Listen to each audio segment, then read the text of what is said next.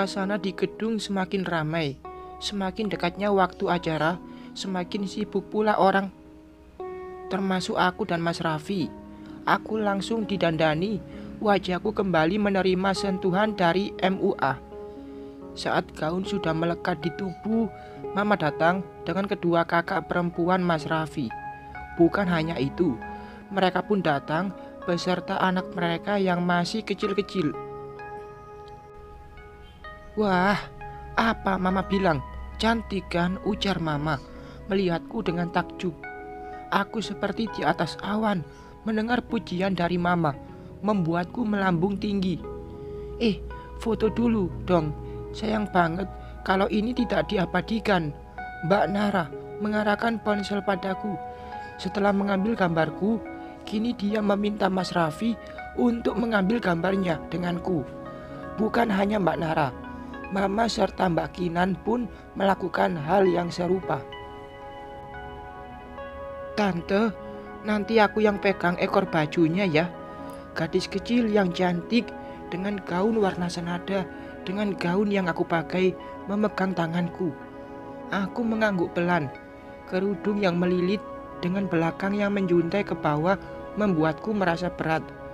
"Dah, yuk kita keluar. Sepertinya acara akan segera dimulai," ujar Mama. Semuanya keluar. Tinggallah aku dan Mas Raffi yang masih berada di dalam ruangan. Katanya aku dan suamiku keluarnya belakangan.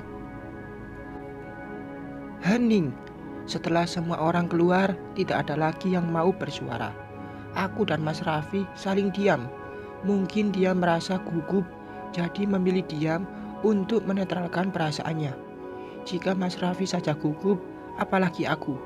Aku takut jika nanti akan membuat malu, apalagi tamu undangan yang datang bukan dari kalangan orang biasa atau tetangga. Mereka semua orang penting, orang berpendidikan, dan pastinya orang kaya. "Rah, aku mengalihkan pandangan dari pintu yang tertutup pada suamiku yang sedang menatapku. Mas Raffi berdiri. Ia yang sedari tadi duduk, kini berjalan menghampiriku. Berdiri di belakang tubuhku dan melingkarkan tangan di pinggangku. "Kamu sangat cantik, Raihana." Aku mengulum senyum. Jika saja sekarang aku bisa melihat wajahku, mungkin pipiku sudah memerah seperti tomat. Meskipun berucap dengan pelan, tapi suara Mas Raffi mampu membuatku tersanjung. Darahku berdesir hangat saat Mas Raffi mendekatkan wajahnya ke tengkuk leherku. "Mas, Mbak, mari ikut saya." Seseorang membuka pintu, mendapati Mas Raffi yang tengah memelukku. Wanita itu tersenyum kiku, seraya menunduk. Mas Raffi langsung melepaskan tangannya dan beralih menggenggam tanganku. Langkah demi langkah aku lewati, hingga akhirnya sampai di pintu masuk menuju ke ruangan yang dimana orang-orang sudah berkumpul di sana. Setelah tadi mendengar kata sambutan dari Dokter Pramono, sekarang sudah tiba saatnya untuk kita menyambut kedatangan sepasang pengantin baru yang tengah berbahagia. Langsung saja kita panggilkan Raffi Putra Pramono dan Raihana Kamaya. Suara gemuruh tepukan tangan terdengar begitu kompak saat seorang MC memanggil dan mempersilakan aku dan Mas Raffi masuk. Dengan tangan saling berpegangan, kami masuk, seraya menebar senyum ke setiap orang yang kami lewati. Di kanan dan kiri kami berjejer tamu undangan dengan pakaian terbaik mereka. Tidak ada yang tidak tersenyum.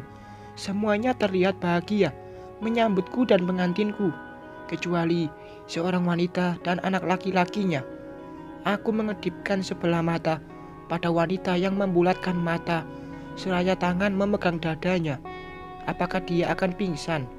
Semoga tidak langsung stroke, karena itu akan menimbulkan berita viral. Setelah sampai di pelaminan yang dipenuhi dengan hiasan bunga-bunga cantik, satu persatu tamu undangan yang didominasi oleh rekan kerja Papa menghampiri kami, saling menjabat tangan, mengucapkan selamat. Lagi, aku harus selalu tersenyum menyambut kedatangan mereka. Pesta resepsi ini begitu sangat mewah. Aku dibuat takjub dengan dekorasi yang pastinya sangat mahal ini. Duduk dulu, ucap Mas Raffi saat sudah tidak ada yang naik ke pelaminan. Aku melihat ke sana kemari mencari sosok wanita yang sejak tadi menghina dan merendahkanku. Namun tidak aku temukan. Putra yang dibanggakannya pun tidak nampak naik ke atas pelaminan untuk memberikan selamat. Apa Bu Rahmi pingsan? Namun sepertinya tidak. Terbukti dia masih ada di pesta ini. Senyum di bibirku merekah saat melihat Bu Rahmi tengah duduk di kursi tamu undangan. Rasanya ingin aku ke sana, menghampiri dia dan mengatakan kalau aku menantunya Pak Pramono. Kenapa senyum-senyum? Mas Raffi kembali bertanya. Aku rasanya ingin makan sesuatu, Mas. Bisa kita ke sana? Aku menunjuk prasmanan yang letaknya tidak jauh dari meja Bu Rahmi. Bisa, yuk. Aku tersenyum senang saat Mas Raffi membuka tangannya agar menyimpan tanganku di sana. Aku pun menerima uluran tangannya, turun dari pelaminan dengan saling bergandengan tangan. Kemana, Vi? Tanya Mbak Kinan menghampiri kami. Katanya, Raya mau icip-icip makanan, Mbak. Mas Raffi yang menjawab. Mbak Kinanti mengangguk seraya tersenyum. Mas Raffi kembali berjalan, membawaku ke tempat yang aku inginkan. Sesekali aku dan Mas Raffi berhenti saat ada tamu undangan yang meminta kami untuk berfoto. Aku merasa seperti selebritis yang dikerumuni orang-orang dengan meminta berfoto bersama. Cantik sekali istrimu, Vi. Terima kasih, Tante. Aku tersenyum malu-malu menanggapi pujian yang diberikan wanita seumuran Mama. Vi, sini sebentar. Papa memanggil. Aku dan Mas Raffi pun menghampiri Papa yang sedang duduk dengan rekan-rekannya. Nah, ini loh, anak serta menantu saya. Kalau sama Raffi, kalian pasti sudah tahu. Kalau sama wanita yang digandengnya, mungkin ini kali pertama kalian bertemu, ujar Papa memperkenalkan aku pada pria seumuran dia. Cantik ya, siapa namanya tadi? Raya, jawabku. Semoga Allah selalu memberikan kebahagiaan dan kesuksesan dalam rumah tangga kalian. Aku dan Mas Raffi mengaminkan, kemudian kembali melangkah ke tempat tujuan. Sayang, Bu Rahmi sudah tidak ada di tempat. Saat aku sampai di tempatnya tadi berada. Mungkin dia menghindar, atau mungkin perutnya mulas karena menahan malu. Mau es krim yang mana? Tanya Mas Raffi. Yang coklat aja. Mas Raffi mengambil dan memberikan satu gelas es krim rasa coklat padaku. Kemudian kita duduk di kursi terdekat. Enak? Tanya Mas Raffi seraya mengusap sudut bibirku. Aku mengangguk, mendapatkan pertanyaan sekaligus perhatian. Saat aku tengah menikmati es krim, seseorang memanggil suamiku untuk menemui salah satu teman mereka yang katanya baru pulang dari luar negeri. Mas Raffi meminta izinku untuk menemui temannya. Sebagai istri yang baik, tentu saja aku mengizinkan. Mereka tidak bertemu setiap hari. Lagi pula, kulihat temannya adalah seorang pria juga. Tidak ada yang perlu aku khawatirkan. Raya, hampir saja gelas yang aku pegang akan jatuh saat melihat seorang pria yang berdiri di sampingku. Selamat atas pernikahan kamu. Maaf, baru bisa mengucapkan sekarang, ujarnya seraya mengulurkan tangan. Aku menarik napas panjang. Hatiku berbisik, kalau aku tidak boleh menghindar. Jika aku menghindar, artinya aku masih menyimpan rasa padanya. Dan dia akan besar kepala. Tidak apa-apa. Terima kasih sudah datang, ucapku menjabat tangan Arga. Tidak ingin terus terjebak dalam suasana canggung dengan Arga, Aku memutuskan untuk pergi. Namun, belum juga kakiku melangkah, tanganku dicekal, membuatku kembali melihat ke arah Arga. Namun, bukan Arga yang mencekal lenganku, melainkan Bu Rahmi yang berdiri di samping putranya. "Kamu Raya? Kamu beneran Raya?" Bu Rahmi bertanya. Wajahnya setengah tidak percaya dengan apa yang dia lihat.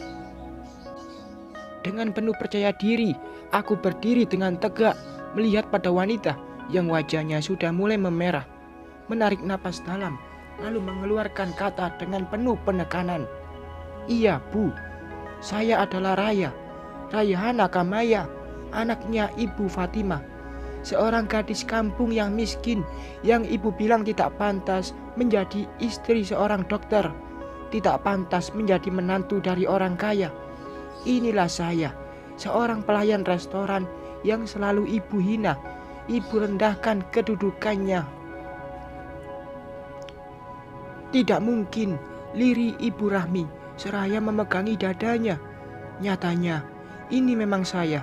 Sekarang, saya menjadi menantu dari seorang dokter, pria buruk rupa, suami saya yang pernah ibu hina. Dia adalah anak seorang dokter, pemilik rumah sakit di mana anak ibu bekerja."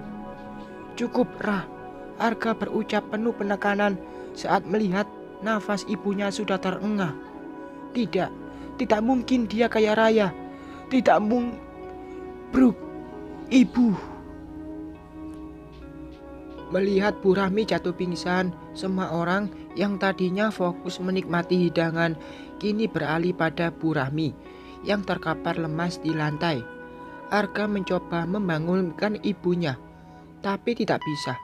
Mata Bu Rahmi masih terpejam dengan tubuh yang tidak bergerak. "Bu, bangun. Ya Allah, Bu, kenapa jadi begini?" Arga menepuk-nepuk pipi ibunya. Aku yang melihat kejadian ini merasa risau. Jantungku berdetak kencang dengan keringat dingin mulai membasahi tubuhku. Bagaimanapun juga, Bu Rahmi pingsan setelah mendengar aku berbicara. Secara tidak langsung, akulah yang akan jadi tersangka jika Bu Rahmi kenapa-napa. Orang-orang semakin berkerumun, membuatku terhimpit oleh mereka yang penasaran melihat keadaan Bu Rahmi. "Kemari," Mas Raffi menarikku agar keluar dari kerumunan. "Mas, aku takut," ucapku seraya menggigit jari. Sungguh, aku benar-benar takut jika Arga akan menuduhku sebagai dalang dari tumbangnya Bu Rahmi. "Tenanglah, tidak akan terjadi apa-apa," ucap Mas Raffi menenangkanku. Mas Raffi menyuruhku duduk di pelaminan, memberikan air minum agar aku bisa sedikit tenang. Sedangkan Bu Rahmi, wanita itu, dibawa keluar dari ruangan ini menuju rumah sakit terdekat. "Mbak, tolong sini, Mbak." Entah siapa yang dipanggil Mas Raffi, aku tak memperhatikan. Fokusku pada orang-orang yang saling berbisik membahas kejadian barusan yang menimpa ibu dari mantan kekasihku. "Kenapa, Vi? Mbak Kinara dan Mbak Cindy menghampiri kami. Sepertinya Raya sudah tidak nyaman, Mbak. Gimana kalau aku bawa dia ke belakang?" ujar Mas Raffi pada kakaknya serta kakak iparnya. "Ya sudah, kamu temani Raya istirahat saja dulu. Tapi nanti kesini lagi. Acara belum selesai," ucap Mbak Kinara. Mas Raffi mengangguk. Kemudian ia membawaku ke ruang ganti dan menyuruhku duduk di sofa yang ada di sana. Digenggamnya tanganku yang terasa dingin dan bergetar, kemudian menciumnya satu persatu. "Aku takut, Mas." "Tenanglah. Sekarang coba kamu ceritakan apa yang tadi kamu lakukan padanya." "Mas menuduhku?" tanyaku dengan sedikit emosi, tidak menyangka jika dia akan menanyakan hal itu. "Shh, bukan, Rah. Aku hanya ingin mendengar apa yang tadi terjadi. Aku kan tidak tahu bagaimana mulanya hingga ibunya Arga bisa pingsan seperti tadi." Aku menarik napas dalam-dalam lalu mengembuskannya secara perlahan. Aku mulai bercerita dari mulai kedatangan Arga hingga akhirnya kenapa Bu Rahmi bisa jatuh pingsan di depanku. Udah, gak apa-apa. Semuanya akan baik-baik saja, ucap Mas Raffi menepuk-nepuk tanganku. Tapi aku tetap takut, Mas. Kalau nanti Bu Rahmi kenapa-napa, terus Arga menuduhku yang tidak-tidak, gimana? Takut Bu Rahmi kenapa-napa? Apa takut Arga membencimu? Mas Raffi bertanya dengan mata penuh selidik. Aku meneguk ludah dengan susah payah. Sepertinya aku telah salah berucap sehingga membuat rona wajah Mas Raffi jadi sedikit berubah. Bukan gitu, aku takut jadi tersangka yang nantinya akan membawaku ke penjara. Aku gak mau itu terjadi, Mas. Aku semakin merajuk. Mas Raffi melepaskan genggaman tangannya. Ia mengambil ponsel dan menghubungi seseorang yang tidak aku ketahui siapa. Tidak berselang lama, kemudian Mas Raffi menyimpan kembali ponselnya dengan mata yang kini kembali fokus padaku. Semuanya baik-baik saja. Barusan aku menelepon Mas Dafa menanyakan langsung keadaan Bu Rahmi. Dia bilang ibunya Arga sudah siuman. Dia hanya mengalami syok. Mas, sedang tidak berbohong kan? Tanyaku. Haruskah kita ke ruangan Bu Rahmi sekarang? Bukannya menjawab pertanyaanku, Mas Raffi malah balik bertanya. Tidak usah, Mas. Aku hanya memastikan saja. Aku kira Bu Rahmi dibawa ke rumah sakit. Ujarku menekuk wajah. Bukan karena sedih dengan keadaan Bu Rahmi, tapi justru takut jika Mas Raffi akan salah paham. Apalagi kejadian yang kualami sekarang ada kaitannya dengan orang di masa lalu. Tidak, Bu Rahmi dibawa ke salah satu ruangan yang ada di gedung ini juga. Lagian, untuk apa dibawa ke rumah sakit? Kalau di sini pun banyak dokter, kecuali kalau dia... Mas Raffi menggantung ucapannya, menatapku dengan mata membulat seraya mencondongkan tubuhnya padaku. Sekarat, parah, kami berucap bersamaan. Ih, kamu jahat, Rah. Masa bilangnya sekarat, mentang-mentang pernah tersakiti, ujar Mas Raffi seraya mencolek hidungku. Mas juga, ngapain menggantung ucapan? Jadinya kan pikiranku berkelana, Mas. Mas Raffi melihatku dengan mengangkat sebelah alisnya. Aku membalas tatapannya dengan melotot seraya tangan mencubit kedua pipinya dengan gemas. Mas Raffi melakukan perlawanan. Ia menyerang pinggangku dengan jari-jari nakalnya. Candaan dan tawa membuatku melupakan kejadian tadi. Aku bahkan tidak peduli lagi dengan kondisi Bu Rahmi yang katanya sempat mengalami syok. Jika Bu Rahmi saja syok melihatku menjadi seorang putri, apa kabar dengan Naimah, sepupu yang suka julid?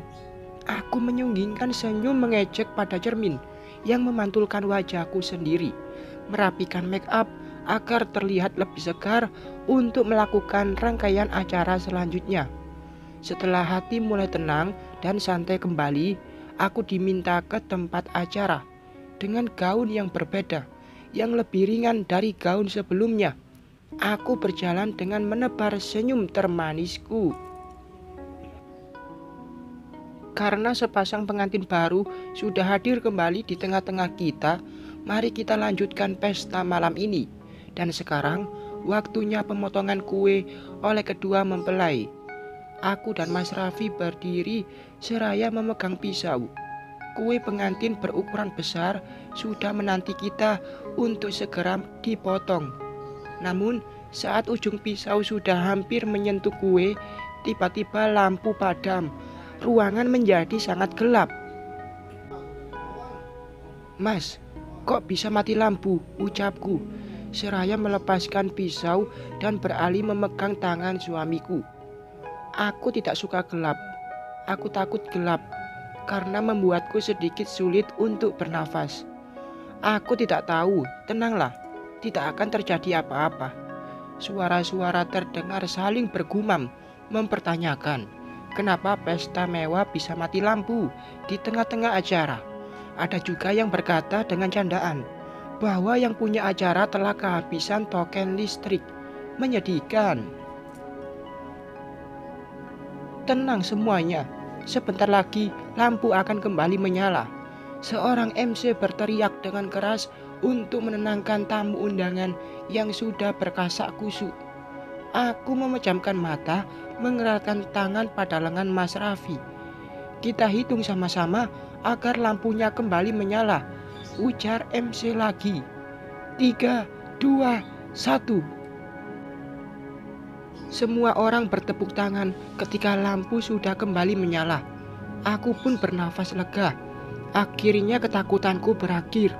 Perlahan aku membuka mata. Namun sesuatu membuatku terkejut luar biasa. "Ibu," seruku ketika melihat wanitaku berdiri di sampingku. Ibu tidak berucap. Ia hanya tersenyum begitu manis padaku. Aku melepaskan tangan Mas Raffi, memeluk ibu yang terlihat sangat cantik dengan gamis baru serta wajah yang telah dipoles make up. "Kamu cantik sekali, Rah." Pujian yang terlontar dari bibir ibu membuat mataku memanas. Ingin menangis, tapi aku tahan. Aku tidak ingin semua orang melihatku dengan air mata. "Ibu, kapan datang ke sini?" tanyaku, seraya mengurai pelukan. "Nanti akan ibu jelaskan. Sekarang potong dulu kuenya." "Potong kuenya, potong kuenya."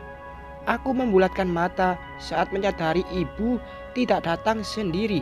Ada Mimi yang bertepuk tangan seraya bernyanyi mengikuti musik yang menggema. Ia mengedipkan sebelah mata dengan kepala miring ke kanan dan kiri. Akhirnya aku dan Mas Raffi pun memotong kue pengantin dengan sukacita. Aku bahagia, keluarga bahagia, dan tentunya tamu undangan yang datang pun merasa sama. Tadi aku sudah berpikir buruk. Mungkin saja akan terjadi tindak kejahatan atau akan ada penculikan seperti pada sebuah film-film luar negeri pada saat lampu mati. Tapi ternyata itu hanya ada dalam khayalanku. Kenyataannya aku malah dikejutkan dengan kehadiran ibu yang tiba-tiba hadir di tengah-tengah kami. Bersambung.